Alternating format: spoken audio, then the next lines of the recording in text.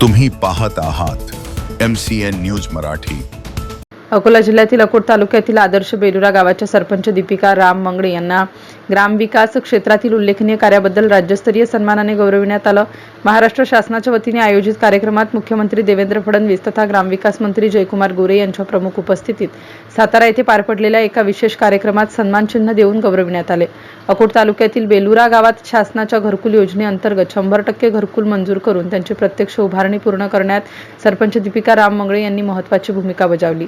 गावातील पात्र लाभार्थ्यांना योजनांचा लाभ मिळवून देण्यासाठी सातत्याने पाठपुरावा करत प्रशासनाशी समन्वय साधण्यात त्यांनी पुढाकार घेतला।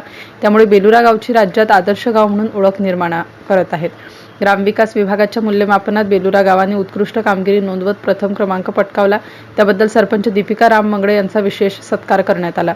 या सन्मानामुळे अकोट तालुक्यासह संपूर्ण परिसरात आनंदाचे वातावरण असून विविध स्तरातून त्यांच्यावर अभिनंदनाचा वर्षाव होत आहे।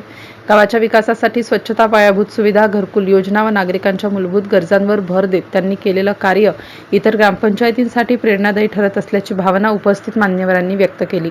MCN न्यूज मराठीकरिता प्रभाकर बोरकर, अकोट।